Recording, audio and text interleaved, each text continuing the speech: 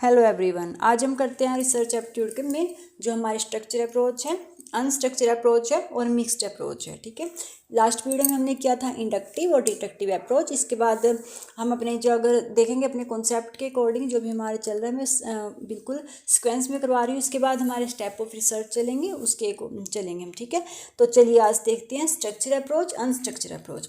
तो अगर आपको मेरी वीडियो अच्छी लगे तो प्लीज़ लाइक किया करो, सब्सक्राइब किया करो। स्ट्रक्चर अप्रोच, जिसको हिंदी में बोलते हैं संरचनात्मक दृष्टिकोण। The structure approach to inquiry is usually classified as quantitative research. सबसे पहले आप ध्यान रखना, जो स्ट्रक्चर अप्रोच है वो क्वांटिटेटिव रिसर्च क्लासिफाइड होती है क्वांटिटेटिव रिसर्च में। ठीक है, क्यों? क्योंकि स्ट्रक्चर होती है, हर चीज़ हम एक सिस्टमेटिक वे में करते हैं, सब कुछ प्लान होता है, इसलिए इसको एक क्वांटिटेटिव टर्म में हमारी रिसर्च मानी जाती है। ठीक है, स्ट्रक्चर अप्रोच क्लासिफाइड होती है क्वांटिटेटिव में।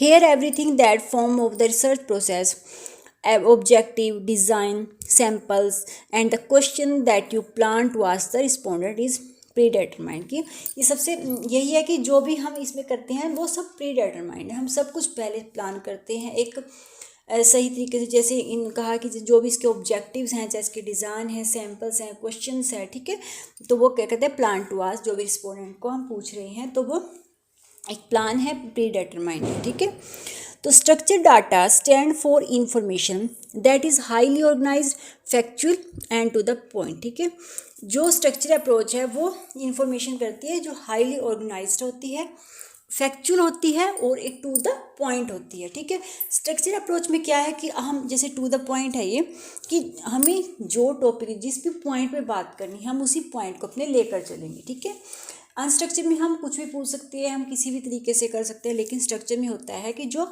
हाईली ऑर्गेनाइज्ड है, फैक्चुअल है और टू द पॉइंट है।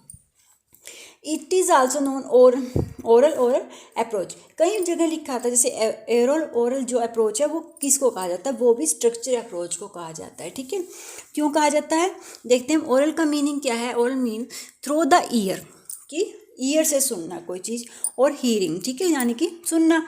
और ओरल का मीन्स है बाय द माउथ, यानी कि स्पीकिंग।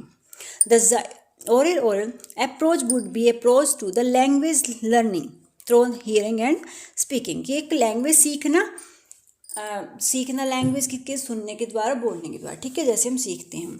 कई बार लिखा जाता है ओरल, तो वो भी हमारा स्ट्रक्चर अप्रोच को ही बोलते हैं, ओरल अप्रोच।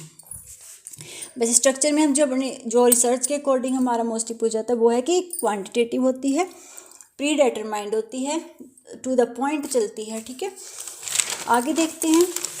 जैसे ये मैंने उसी का लिखा है कि ओरल उसको क्यों कहा जाता है, क्योंकि हर लैंग्वेज का क्या होता है, ये क्यों कहा जाता है इसको स्ट्रक्चर, क्योंकि ईच लैंग्वेज हैज़ अपना ऑन पैटर्न स्ट्रक्चर। ठीक है, अपना उनका एक स्ट्रक्चर होता है हर लैंग्वेज का।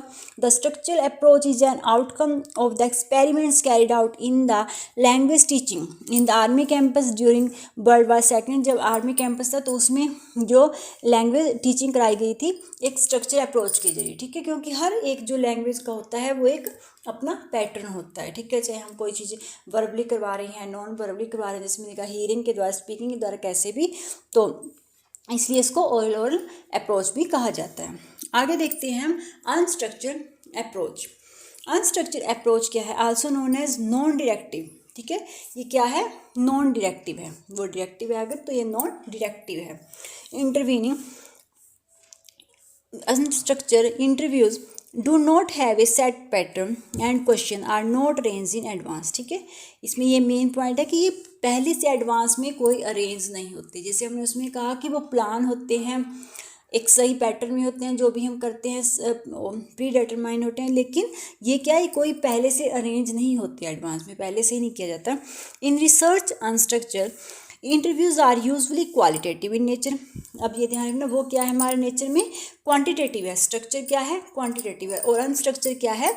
क्वालिटेटिव है हमारे नेचर में। ठीक है, and can be very helpful for social science और humanities and research focusing on personal experience. ठीक है, तो ये काफ़ी हेल्पफुल है हमारी सोशल साइंस में, जो भी ह्यूमैनिटीज में, और रिसर्च फोकसिंग और पर्सनल एक्सपीरियंस में, इन सब में काफ़ी यूजफुल है अनस्ट्रक्चर। सोशल साइंस में क्योंकि अनस्ट्रक्चर है, इसमें कोई हमें पहले से एडवांस में हमने कुछ सोच नहीं रखा है, कर नहीं रहे हैं हम। ठीक है, तो वो इसलिए अनस्ट्रक्चर अप्रोच होती है जो कि प्री प्लान नहीं है, पहले से जिसको हमने प्लान नहीं किया, अरेंज नहीं किया।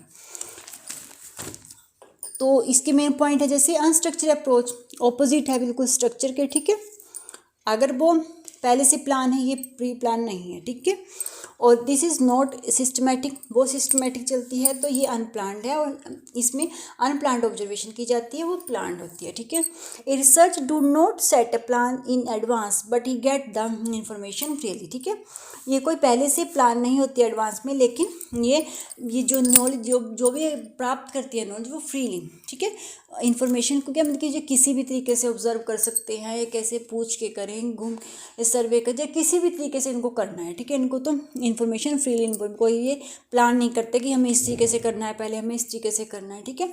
ये सब कुछ नहीं होता। There is no rule follow by the researcher, इसमें कोई रूल फॉलो नहीं किया जाता, क्योंकि वही है, क्योंकि रूल तभी नहीं फॉलो किया जाता क्योंकि इसमें कोई हम जब प्लान ही नहीं करते, ठीक है।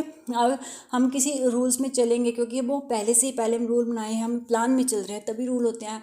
अगर हम कोई हमने प्लान ही नहीं किया, लाइफ में कई चीज़ें ऐसी होती हैं जो हम पहले से प्लान नहीं करते लेकिन वो हो जाती हैं, ठीक है, क्योंकि वो हमने कोई प्लान थोड़ी किया। लेकिन जो रूल्स होते हैं, जहाँ हम रूल्स में चल रहे हैं, वो तो प्लान होगी, सिस्टमेटिक वे में होगी, ठीक है।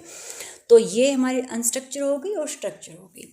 अब देखते हैं मिक्स्ड अप्रोच। मैंने क्वालिटेटिव और क्वांटिटेटिव दोनों अप्रोच अपनी करवाई हुई हैं, आप अगर जाकर देख सकते हैं, मेरे लास्ट वीडियो में आप देख सकते हैं जाकर। तो मिक्स्ड अप्रोच होती है जो क्वालिटेटिव और क्वांटिटेटिव की मिक्स होती है, वो होती है हमारी मिक्स्ड अप्रोच, ठीक है। इसके बाद हमारी एक एक्शन रिसर्च रह रही है, वो काफ़ी इंपॉर्टेंट रिसर्च है हमारी। इसके बाद मैं एक्शन रिसर्च करवाऊंगी और उसके बाद स्टेप रिसर्च करवाऊंगी, ठीक है। Mixed approach is a research approach whereby research collect and analyze both qualitative and quantitative data within same study। एक ही स्टडी में जो क्वालिटेटिव और क्वांटिटेटिव दोनों डाटा को यूज़ किया जाता है, तो वो है हमारी मिक्स्ड अप्रोच, ठीक है। क्वांटिटेटिव रिसर्च में answer question such as extent and pattern of poverty in India, कि जैसे अगर हम देख लेते हैं कि क्वांटिटेटिव रिसर्च में करते हैं, मान लो इंडिया की पॉवर्टी का कर रहे हैं, ठीक है। वो तो हमने देख ली कितने % पॉवर्टी है, क्या है, ठीक है, वो हमने कर ली क्वांटिटेटिव में, लेकिन वो हमें क्वालिटेटिव भी करनी पड़ेगी। क्यों? क्योंकि what it not be efficiency for answering question, क्योंकि एक एफिशिएंस क्वेश्चन नहीं है, सिर्फ हमें देख ली कि हाँ इतने % हमारी पॉवर्टी है देश में, ठीक है। Such as what is the experience of facing poverty hardship, एक हम ये भी देखेंगे ना किस तरीके से लोग उसको फेस कर रहे हैं, कैसे हम उसको ऑब्जर्व करेंगे, हम उसको देखेंगे, ठीक है। Consequences and circumstances that lead to poverty, और हम जांचेंगे कि क्या परिस्थितियां हैं, किन कारणों से हमारे देश में इतनी पॉवर्टी हो रही है, क्यों हो रही है। तो उसके लिए हमें क्या करेंगे, उसके लिए हमें क्वालिटेटिव डाटा कलेक्ट करना पड़ेगा। हम लोगों से पूछेंगे, जो जहाँ पे हम देखते हैं कि पॉवर्टी ज़्यादा फैल रही है, वहाँ हम जाएंगे, देखेंगे किन रीजन से क्यों फैल रही है, ठीक है। तो दिस में be answered qualitative research. As quantitative research is generally well known, it may be useful to outline when qualitative research is needed। जब जरूरत होती है तो हम क्वालिटेटिव, क्योंकि कई चीज़ें होती हैं कि हमें क्वांटिटेटिव कर ली, लेकिन हमें जैसे उन्होंने पॉवर्टी का एग्जांपल दिया है कि अगर हमें गरीबी के बारे में जानना है तो हम उनकी परिस्थितियाँ भी देखेंगे, जानेंगे, तो हमें क्वालिटेटिव डाटा भी कलेक्ट करना होगा, ठीक है। तो ये थी हमारी आज की वीडियो। अगर आपको अच्छी लगी तो प्लीज़ लाइक किया करो, सब्सक्राइब किया करो। Thank you.